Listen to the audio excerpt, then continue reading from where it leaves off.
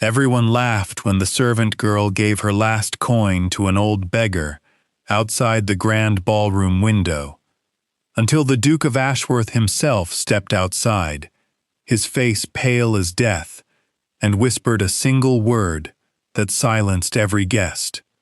"Father?" The music inside the ballroom died. 100 of England's most powerful nobles stood frozen, their champagne glasses hovering mid-air, their jewels catching the candlelight as they stared through the tall windows at the impossible scene unfolding on the terrace.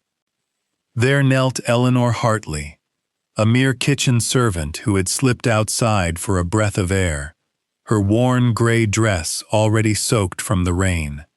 Before her stood a filthy old man with matted white hair and rags tied around his feet, and in her outstretched palm rested a single copper coin, every last bit of money she possessed in this world. But the old man was not looking at the coin.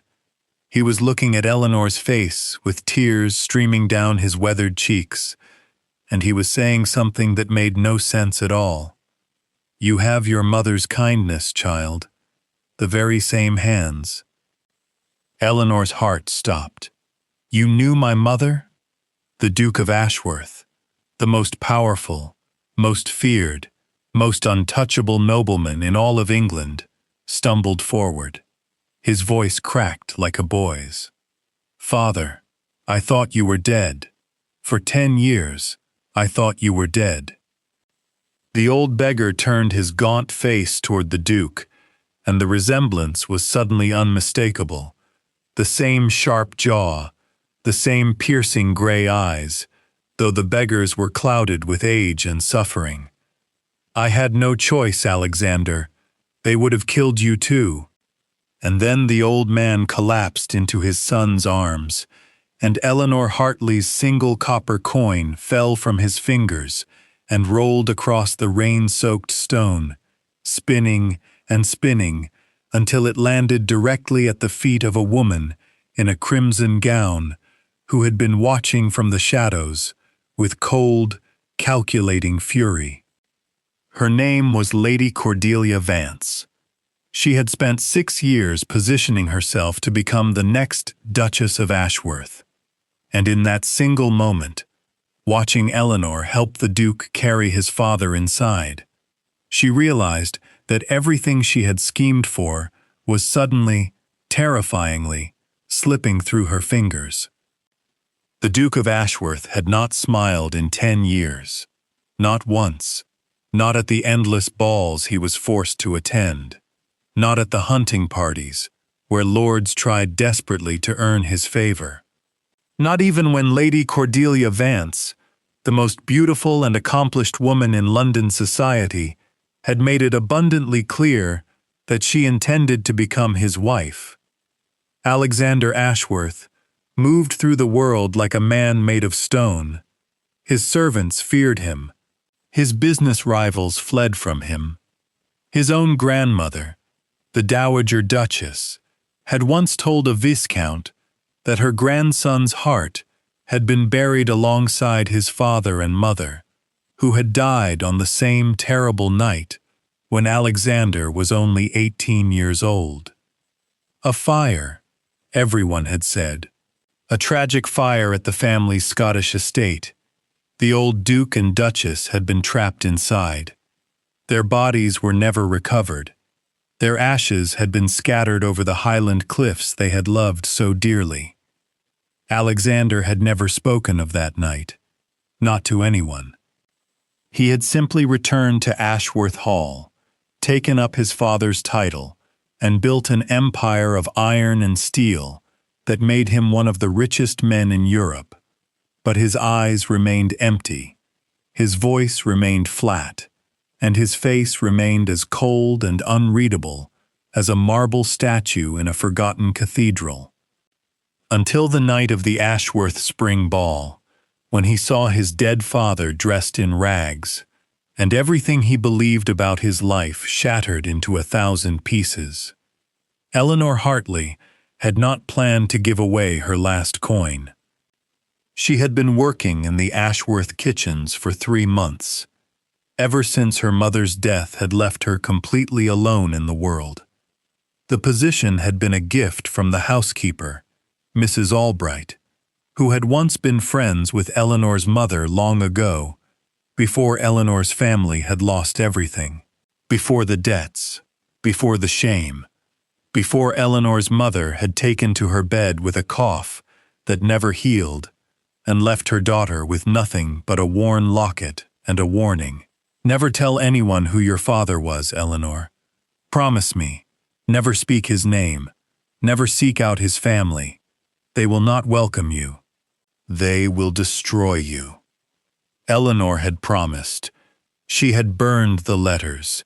She had buried the locket beneath the oak tree, behind the cottage where her mother drew her last breath. And then she had walked 30 miles to Ashworth Hall, with blisters on her feet, and grief in her heart, and nothing left to lose. The other servants mocked her constantly. She was too quiet, too refined, too educated for a kitchen girl. She spoke like a lady and scrubbed floors like a servant, and this contradiction made everyone uncomfortable. "You think you're better than us, don't you?" The head kitchen maid, a sharp-faced woman named Beatrice, had sneered just that morning. "With your fancy accent and your delicate hands. But you're nothing now. Your mother's dead, and you've got not a penny to your name. You'll die scrubbing pots, just like the rest of us." Eleanor had not replied. She had simply kept scrubbing. But inside, something had cracked a little further.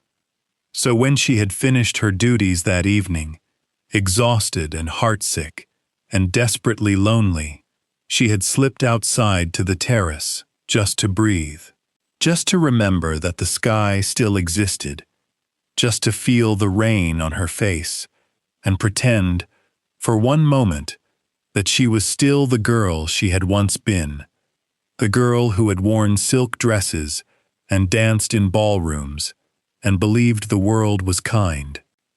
That was when she had seen the old beggar.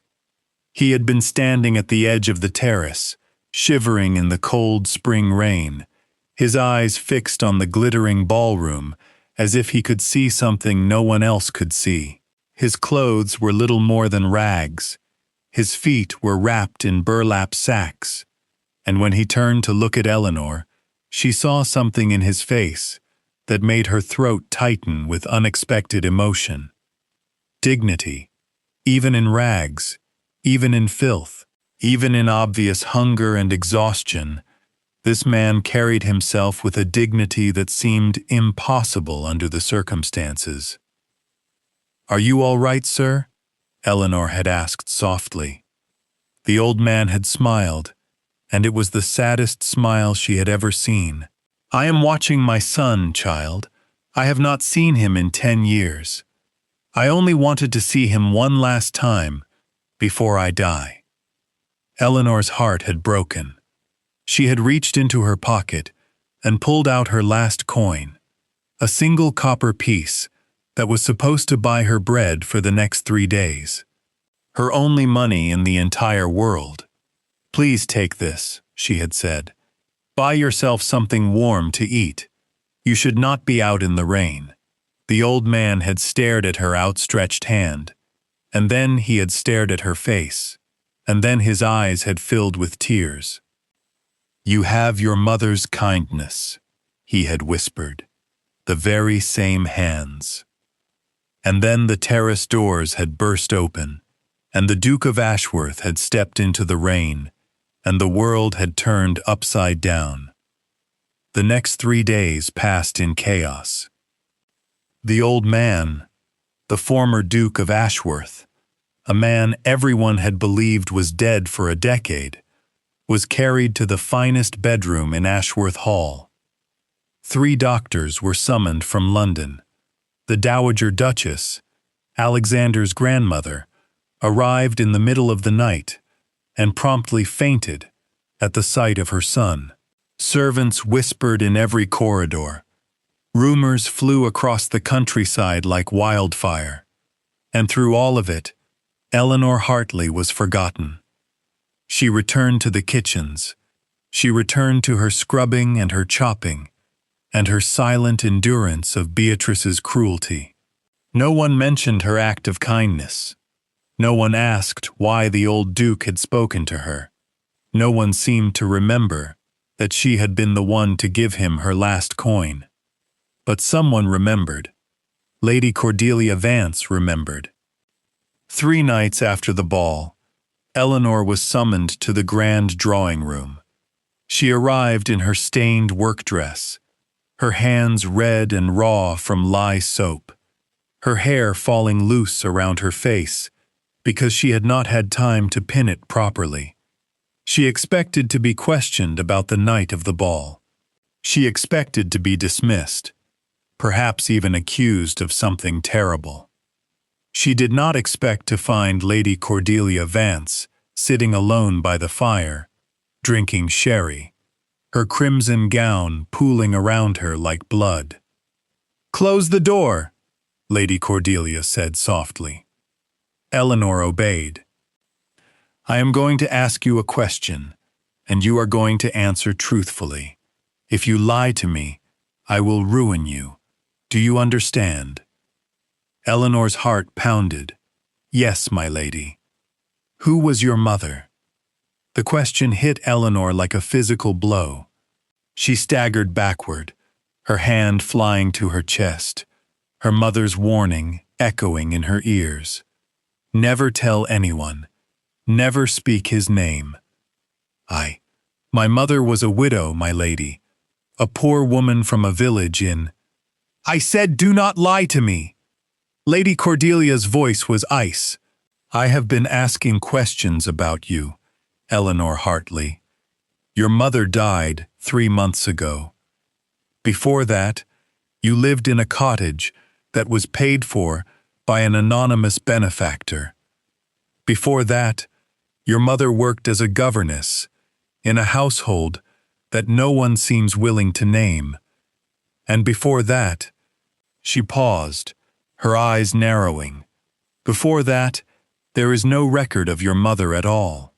No birth certificate, no marriage certificate, no family. She simply appeared 23 years ago with an infant daughter and enough money to live quietly. That is not the story of a poor widow. That is the story of a woman in hiding." Eleanor's hands were trembling. "I do not know what you mean, my lady. Your mother's name was Margaret Beaufort, was it not?" The name hung in the air like a guillotine blade. Eleanor felt the blood drain from her face. "Margaret Beaufort," Lady Cordelia repeated, savoring the words. "The woman who was supposed to marry the Duke of Ashworth 30 years ago. The woman who disappeared 3 weeks before the wedding. The woman whose name is still whispered in scandalized tones by every elderly matron in London society." Eleanor could not breathe. "The official story," Lady Cordelia continued, rising gracefully from her chair, "is that Margaret Beaufort ran away with a footman, that she was too ashamed to face the Duke, that she vanished into the countryside and was never heard from again." She smiled, and it was the most terrifying smile Eleanor had ever seen. "But I do not believe that story. I believe that Margaret Beaufort was already with child. I believe that child belonged to the Duke. And I believe that someone forced her to disappear before anyone could discover the truth." She walked toward Eleanor slowly, her silk skirts rustling against the floor. "Tell me, Eleanor, who was your father? Was it the old Duke? Are you Alexander Ashworth's half-sister?" The question was so absurd, so impossible, so wildly wrong, that Eleanor almost laughed. But before she could speak, Lady Cordelia's next words turned her blood to ice. "Because if you are, then you are a threat to everything I have worked for. and I will not allow you to destroy my future." Eleanor fled from the drawing room, with her heart pounding and her mind reeling.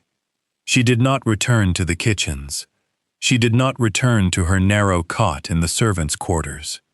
Instead, she ran through the dark corridors of Ashworth Hall, past the portraits of long-dead Ashworth ancestors, past the suits of armor standing silent guard, until she burst through a side door and found herself in the gardens.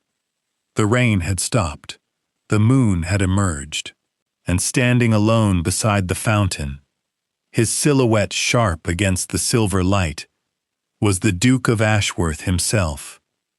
He turned when he heard her footsteps, his gray eyes, so like his father's, fixed on her face with an intensity that stole her breath. "You," he said, "you are the servant who helped my father." Eleanor curtsied shakily. "Yes, Your Grace." "Why?" The question was so blunt, so unexpected, that Eleanor did not know how to answer. He looked cold, Your Grace. He looked hungry. It was only a coin." "It was your last coin." She stared at him. "How do you know that?" "Because I have made inquiries about you, Miss Hartley."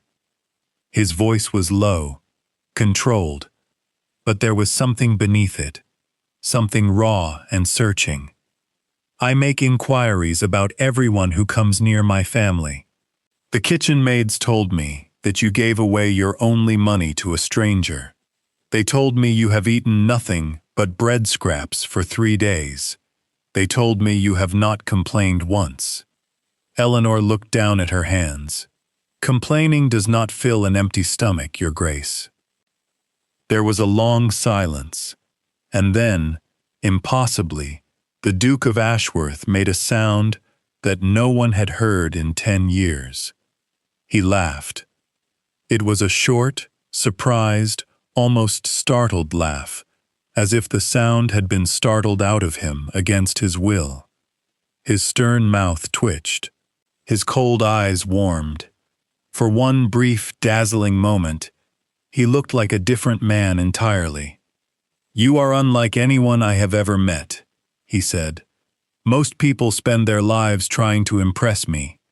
You gave away your last coin to a beggar, and then returned to scrubbing floors as if it were nothing." "It was nothing, Your Grace." "No." He stepped closer, and Eleanor's heart began to race. "It was everything. My father has been lost for 10 years. 10 years I believed him dead. 10 years I have carried that grief alone. And a servant girl, with nothing to her name, brought him back to me with a single act of kindness. That is not nothing, Miss Hartley. That is the closest thing to a miracle I have ever witnessed." Eleanor did not know what to say. She did not know how to breathe. The Duke of Ashworth was standing so close now that she could see the faint scar along his jaw, the flecks of silver in his gray eyes, the slight tremble in his hands. "Your Grace, there is something I must tell you. Alexander." She blinked. "I beg your pardon?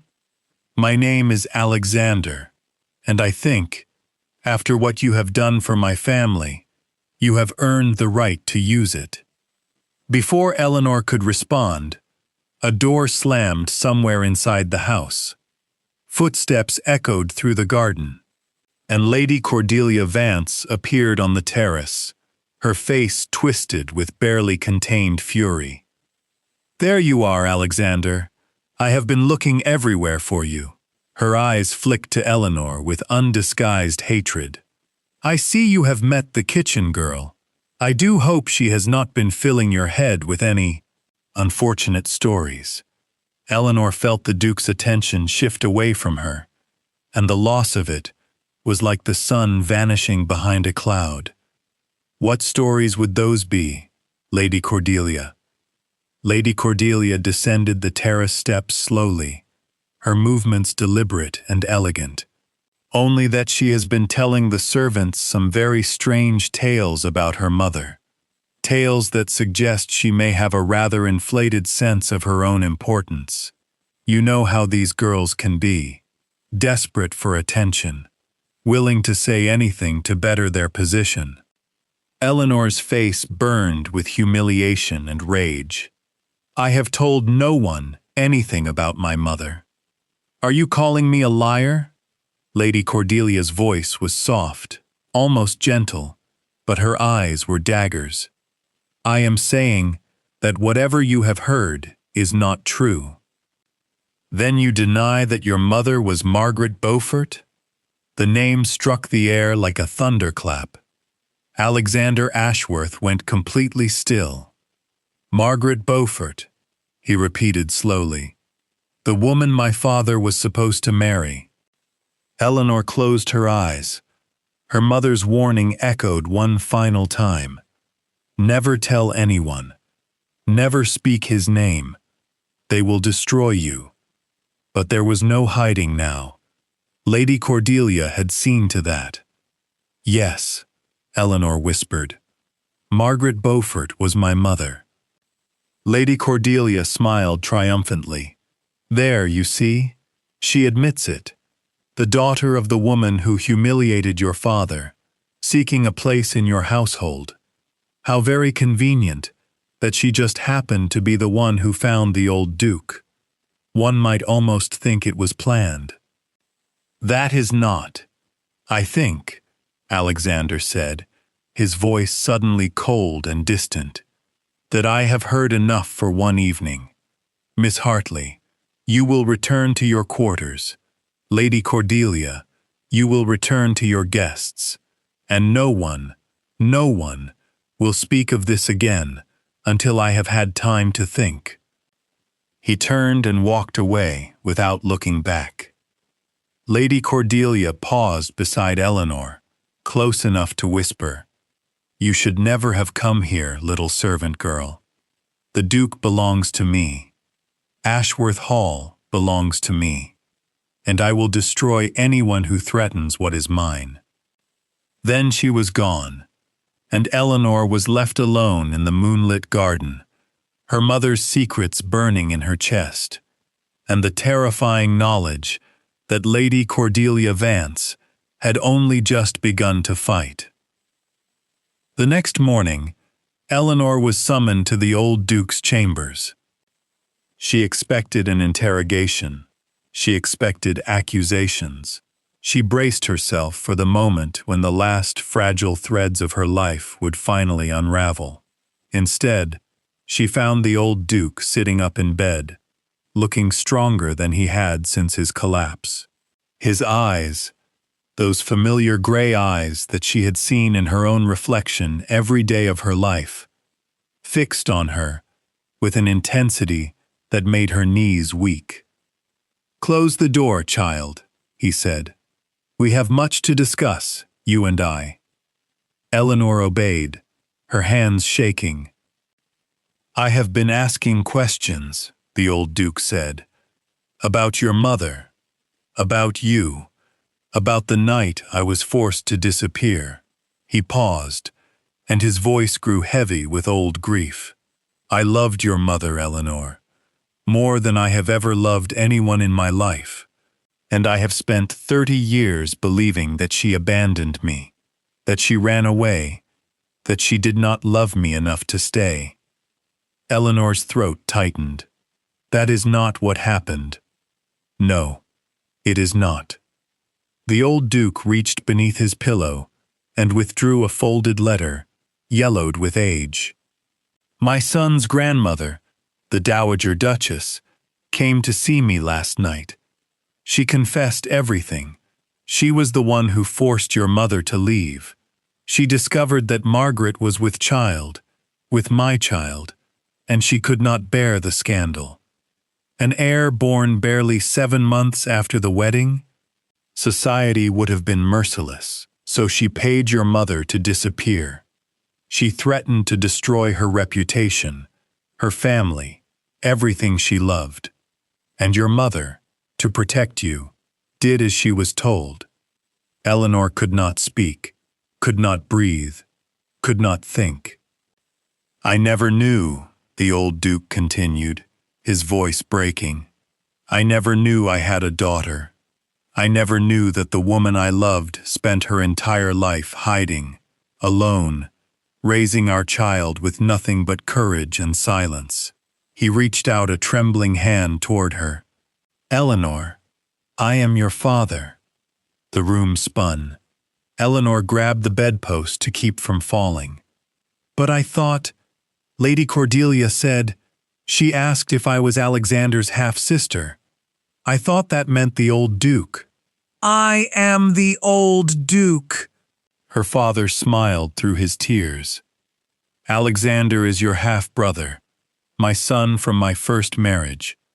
My first wife died in childbirth, and I was a widower for many years before I met your mother. I never told anyone the truth about why Margaret left. I was too ashamed, too heartbroken, and the Dowager Duchess kept her secret buried for 30 years. He took her hand. His grip was weak but warm. "You are not a servant, Eleanor. You are Lady Eleanor Ashworth, and I intend to make sure the world knows it." But Lady Cordelia Vance was not finished. That very afternoon, as the household buzzed with the news of Eleanor's true identity, Lady Cordelia sent an urgent message to London. By evening, a solicitor had arrived at Ashworth Hall with a document that made Eleanor's blood run cold. It was a marriage contract, signed 30 years ago by Margaret Beaufort and the old Duke, but with a clause that no one had ever mentioned before. If either party bears a child outside of lawful marriage, that child shall have no claim to the Ashworth title, lands, or fortune, and shall be forever barred from inheritance. Eleanor stared at the document in disbelief. Her mother had signed it. Her mother had agreed that any child born before the wedding would be disinherited. The Dowager Duchess had not needed to threaten Margaret into leaving. She had simply needed to remind her of the contract she had already signed. "I am sorry, my lady," the solicitor said, not sounding sorry at all. "But the law is clear. You have no legal claim to anything. The old Duke can acknowledge you as his daughter, but you will inherit nothing. The entire estate will pass to His Grace, the Duke of Ashworth, and to his future wife." Lady Cordelia, standing in the doorway, allowed herself a small, cold smile. It was the smile of a woman who had won. Eleanor spent that night packing her meager belongings. There was no point in staying. She was the daughter of a duke, but she had less than nothing. Her mother's sacrifice had protected her from scandal, but also stripped her of every legal right. She was a lady without a title, a daughter without an inheritance, a woman trapped between two worlds with no home in either. She was tying her bundle when the door opened without a knock. Alexander Ashworth stood in the doorway, his face unreadable. "You are leaving?" "Yes, Your Grace." "I told you to call me Alexander." Eleanor kept her eyes on her bundle. "That was before you knew who I was, before you knew what my mother did, before you realized that my existence is a complication you do not need. Is that what you think? That you are a complication?" She looked up at him, and the pain in her eyes made something shift in his expression. "I am the daughter of the woman who was supposed to marry your father," she said quietly.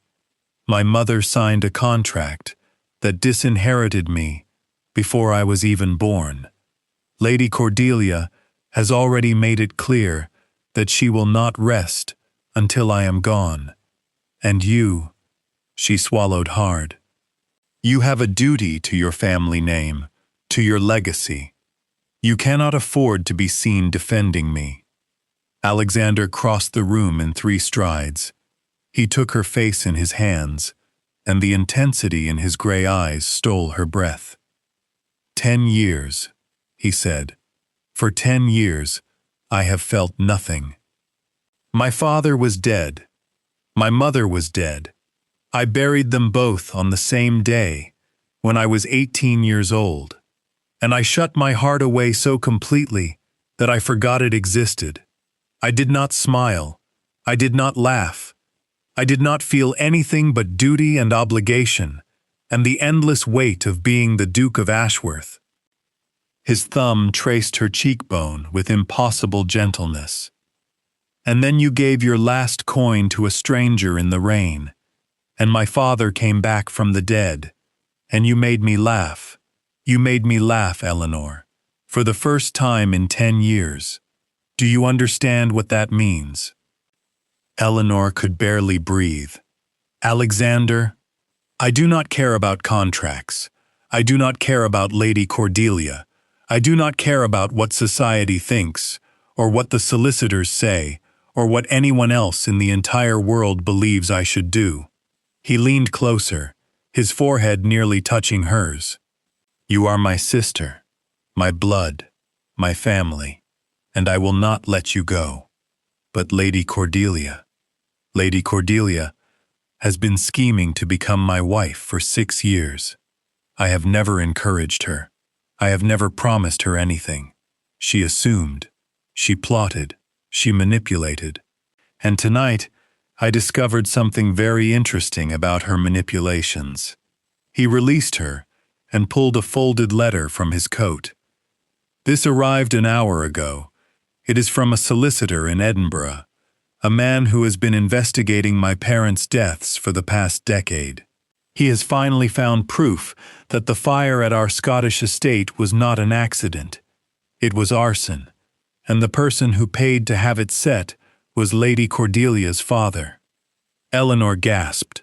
What? Lord Vance was deeply in debt. He needed Lady Cordelia to marry into the Ashworth fortune. But my father, the old Duke, had begun asking questions. He had begun searching for your mother.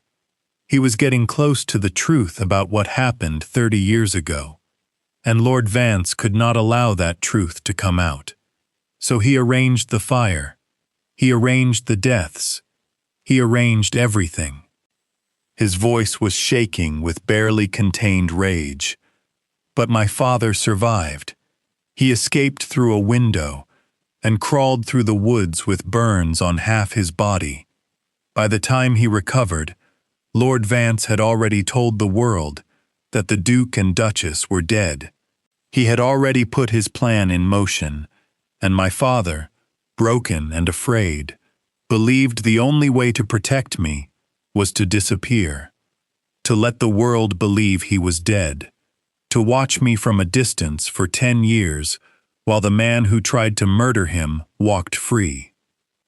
Eleanor felt tears streaming down her face. And Lady Cordelia knew? She knew everything. She has known since she was 16 years old. She has spent every moment since then trying to finish what her father started. He crumpled the letter in his fist. She will not succeed. The arrest of Lady Cordelia Vance took place at dawn. She was dragged from Ashworth Hall screaming, her crimson gown torn, her carefully constructed mask of elegance shattered beyond repair. Her father was arrested in London an hour later. The evidence was undeniable. Letters, bank records, witness testimonies that had been buried for years. Justice, long delayed, had finally arrived. And in the aftermath, Alexander Ashworth did something that shocked the entire aristocracy. He called a meeting of the family solicitors and demanded that the old marriage contract be voided, not modified, not reinterpreted, destroyed. My sister, he announced in a voice that brooked no argument, is the rightful daughter of a duke. She has lived her entire life in poverty, while the rest of us lived in luxury. She gave her last coin to a man she did not know, and that single act of kindness brought my father back to me. She owes us nothing. We owe her everything. It took 3 months of legal battles, 3 months of scandalized headlines and outraged relatives and society matrons clutching their pearls. But in the end, Alexander Ashworth had more power, more money, and more sheer stubborn determination than all of them combined. Eleanor Hartley became Lady Eleanor Ashworth, legally recognized daughter of the 10th Duke of Ashworth and sister to the 11th. She received a fortune that made her one of the wealthiest women in England.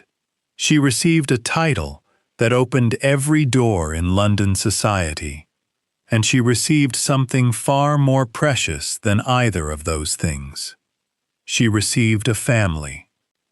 The old Duke, her father, lived for 3 more years. He spent every day of those years by her side, learning about her childhood, telling her stories about her mother, and weeping with a joy so profound that it seemed to heal every wound they had both carried for so long. And Alexander, her brother, her protector, the man who had not smiled in 10 years, learned to laugh again. He laughed with Eleanor at breakfast. He laughed with her in the gardens. He laughed with her at the endless balls where she danced with handsome lords, while he stood guard like a watchful lion. A year after Lady Cordelia's arrest, a young viscount with kind eyes and an honest heart asked for Eleanor's hand in marriage. Alexander agreed, but only after making the poor man suffer through the most terrifying interrogation of his life. Eleanor laughed when she found out. She laughed until tears streamed down her face. And Alexander, watching his sister's joy, smiled so widely that it transformed his entire face. At the wedding, the old Duke gave his daughter away, with tears of pride streaming down his weathered cheeks. "You have your mother's kindness," he whispered, as they walked down the aisle together. "The very same hands, the very same heart." Eleanor squeezed his arm. "I am so glad I gave you my last coin. I am so glad you did not know who I was. You gave freely, without expectation. That is the truest kindness there is." And as she took her groom's hand and turned to face her future, Eleanor saw her brother Alexander standing in the front row, his gray eyes bright with unshed tears, his stern mouth curved into a smile that had once been impossible. 10 years of silence, 10 years of grief, 10 years of believing that love was something lost forever. All of it had been undone by a servant girl, a copper coin, and a choice to be kind when it would have been easier to look away. The Duke of Ashworth had not smiled in 10 years, but thanks to his sister, he smiled for the rest of his life.